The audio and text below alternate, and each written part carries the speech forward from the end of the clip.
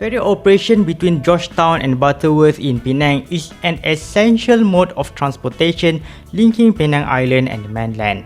The ferry has been operating since the 19th century, starting with modest boats, which later replaced by single-decker ferries, then double-decker ferries, then single-decker ferries again.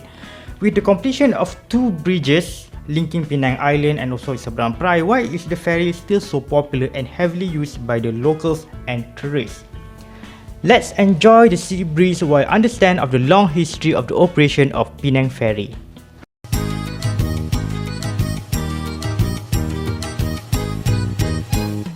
During the earliest days of Georgetown, the connection from the city to the mainland was with the irregular boat services operated by fishermen and tradesmen or whoever has a boat. The boat trim were done irregularly. When there was demand, then the boat will be sailing. With a growing population and growing demand at crossing the strait, irregular boat trips were slowly replaced by a regular ferry service that departed by time instead of waiting for full capacity. The regular ferry, as we know today, only took shape at the turn of the 20th century.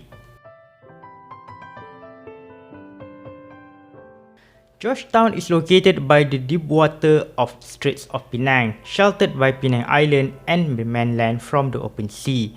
Arnold Wright in the book 20th Century Impressions of British Malaya quote, "Penang is the great transshipment centre for the northern part of the Malay Peninsula and Sumatra. Although lesser of importance than Singapore, harbours and quays of Penang were crowded with ships and boats and barges and tongkang and sampan, all kind of water vessel imaginable. There was irregular boat service between Penang Island to the mainland to carry all sorts of goods and people. Chua Bengki and his brothers started the first known regular ferry service in 1894, doing business as Bank Brothers between Kedah Paya or Fort Paya, which is today's Swettenham Paya location, and Michas Paya or Bagan Tuan Kecil, which is the location of the modern Penang port today. With the expansion of the railway network across British Malaya, Penang should be connected with the Malayan railway network by 1909. But there is one problem. Straits of Penang divided Georgetown train station into two parts. There is a gap between the island where the ticketing office was and the mainland where the platform and the trains are. How to connect the both sides of the strait and guarantee that the passengers on the island side would not miss their train if they cross the strait by boat? The solution? Malayan Railway operated a regular ferry services between Georgetown and Perai. The current regular ferry service as we know today is originated as a regular ferry service that connects train station building in wealthy Georgetown and a platform in Perai, 5 kilometers gap. To link train station in Georgetown where the ticketing office and management was located and the platform in Perai where the trains actually were, Federated Malay States Railway or FMSR built FMSR Jetty completed in 1901. Thus, Penang Ferry was once a part of railway services. In addition, the splendid station building was built by FMSR, which was completed in 1908. Its grander design makes the building dubbed as a train station without a train, because train cannot sail above the water. One of a few unique examples of a station building located separately from its platform. Another example is a former Palembang station where there was a boat service to Kota Baru across Kelantan River where the ticketing office was located, of which the station was closed due to riverbank erosion and Wakaf Baru took over as the main railway station of Kota Baru, albeit no ferry. Back to Penang. At the Well Quay, ferry users were greeted by rickshaws, diesel buses and trams ready to bring the passengers to their destination. In the late 19th century, trams served Well Quay as a lot of people came and went, not only for the ferry but also to work in the docks or embark on a ship. I talk about the former tram and trolley bus service that used to operate in Penang until 1960 and replaced the service with diesel bus to quote fix traffic. The link to watch this video is... The importance of Penang Ferry is not exaggerated. Bus lines and major roads on both sides of the strait are connected by the ferry. Thus, the ferry service is a connector for both public transport and private vehicles on both sides of the Straits of Penang. In 1924, Penang Port bought took over the ferry service from FMSR, the railway, and an upgrade to allow vehicles on the ferry was completed in the year 1925. The early vehicular ferry serve used steam ferry Sebarang before adding more ferries such as Tanjung, Kulim and Bagan due to overwhelming response. During the World War II, Japanese occupiers confiscated ferries for their own benefit, and one of the ferries even sent to Sumatra. After the war ended, only Bagan was deemed suitable to be repaired and put back into service. The increase of ferry users from 247,000 to 711,000 users annually in 1956 caused the Penang Port Board to seek a solution to improve the ferry services. Thus, the consultant Braithwaite, Wolfberry and Partners London was approached in 1953 to research the potential expansion of the ferry operation. New terminals and double-decker ferry were suggested. The new ferries were constructed in Lee Shipyard, Hong Kong and took 4 years to complete the order. Together with the double-decker ferries, new ferry terminals were built and opened in 1959. Raja Tun Uda Ferry Terminal in Wellkill, Georgetown is built on the former site of FMSR Jetty, opposite of the road of the FMSR building, the railway building. On the mainland side, Sultan Abdul Halim Ferry Terminal is built nearby Butterworth Station to ease the transfer from ferry to train. In 1959, 4 new double-decker ferries entered the service with the ferry names derived from the islands in Malaysia. The first 4 fleets of the double-decker ferries are Pulau Aman, Pulau Langkawi, Pulau Pangkor and Pulau Tioman. Double-decker ferries were able to double the ferry capacity in the same turnover and separated pedestrian with motorized vehicles, increasing the safety. Double-decker ferry becomes the symbol, the shape and the picture of Penang ferry services. Not only that, the ferry becomes one of the most recognizable symbols of Penang, if not the most recognized symbol. The ride on double-decker ferry was convenient for the locals and exciting for the tourists, that a visit to Penang feels incomplete without a ferry ride. It is like visiting Egypt without seeing its pyramid. In comparison to other types of ferry boats, the double-decker ferry is memorable due to its double-story level, strong sea breeze on the open deck, and the picturesque view of Georgetown City on the foothill of Penang Hill, island-bound and Penang Port mainland-bound. If you still remember the ride on the double-decker ferry when it was still on operation until 2020, you can share the moments, your memories with the double-decker ferry on the comment section. Together with the increasing passengers and vehicles, new double-decker ferries were ordered and served the ferry route. However, a new competition would brought the ferry service into a challenging time. Despite the popularity and the frequency of the ferry services, it was inadequate to service the increasing number of vehicles crossing the strait. With the establishment of Bayan Lepas Industrial Park and completion of Penang International Airport expansion in 1979, more heavy vehicles crossed the strait, causing lesser space for cars and light vehicles.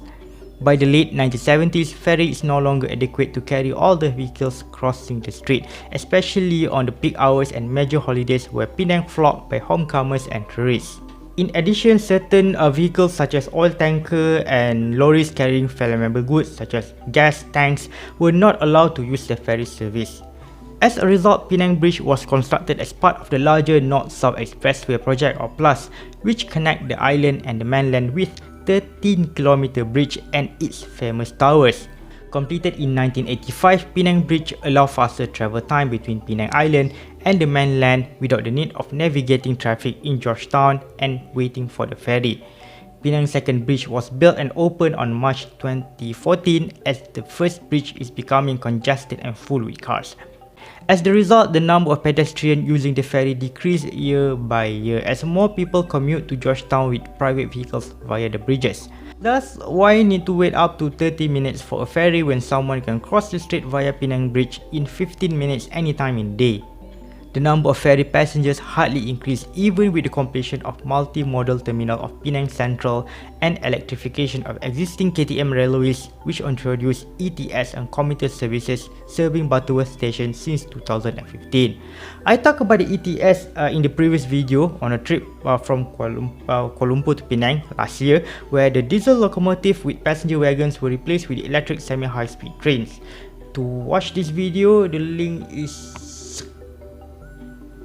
In 1999, United Nations Economic and Social Commission for Asia and the Pacific, or UNESCAP, has published Transport and Communications Bulletin for Asia and the Pacific number 68, quote, "People have little choice but to own and use their own motor vehicles. At the same time, facilities and services for bus and taxi users, pedestrians and cyclists are mostly inadequate, while traditional modes of transport in Penang such as trishaw and the ferry are rapidly declining in significance. In addition, double-decker ferries start to age and the replacement part is harder to source, if not become more expensive. At the same time, any fare increase with the same aging ferry will cause uproar among the public. Nevertheless, ferry remained popular among car drivers from northern Penang and Sungai Petani, as it was nearer and quicker during off-peak hours to use the ferry to Georgetown than to use the bridge. Between January 2018 to December 2020, Penang ferry operation was transferred from Penang Port Commission to Prasarana, the national public transport operator under the brand name Rapid Ferry. It was assumed that the transfer of ownership was to integrate the ferry service with bus services on both island and mainland side, also operated by Prasarana under the name Rapid Penang. As a result, the whole fleet of ferries, the double-decker ferries, were replaced by the new ferry, which its final design was hidden from the public until the new ferry was ready to enter service. The service of the beloved double-decker ferry was ended on 31st of December 2021.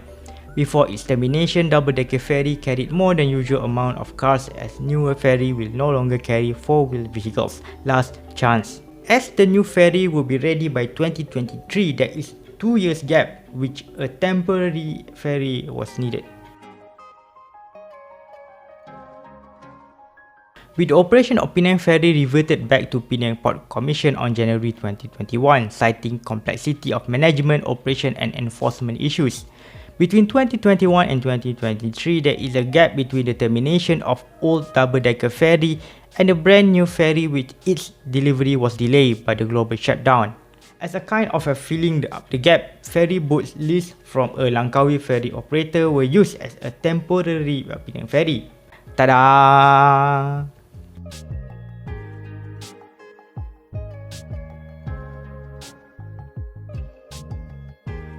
Temporary ferry has small windows, no open air deck.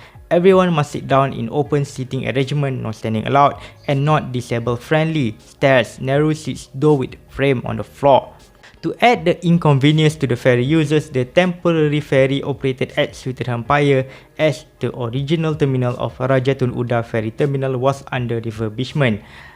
Thus, temporary ferry users need to wait for temporary shuttle bus between Sultan Empire and Weld Key Bus Terminal, which is located next to the original ferry terminal.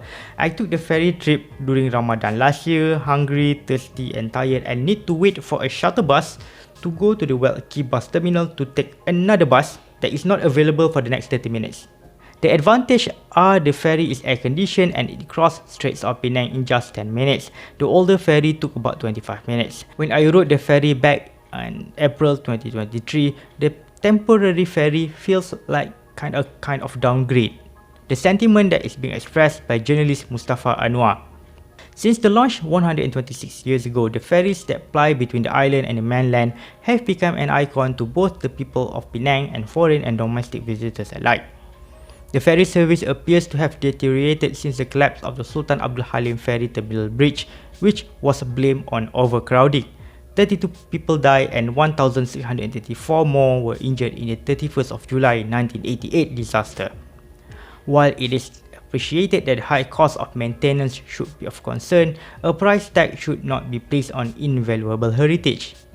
Many ferries and old trains, for example, in other parts of the world that still provide service to passengers would not have survived had money been made a stumbling block. Luckily, the not-so-new temporary ferries would be replaced by newer ferry which resemble the older ferry model. The social media discussion heated up when a picture of a new ferry in Haiphong, Vietnam was circulated and purported to serve as a new Penang ferry. The reason of the rumour, the ferry name is Teluk Bahang. Teluk Bahang is not in Vietnam.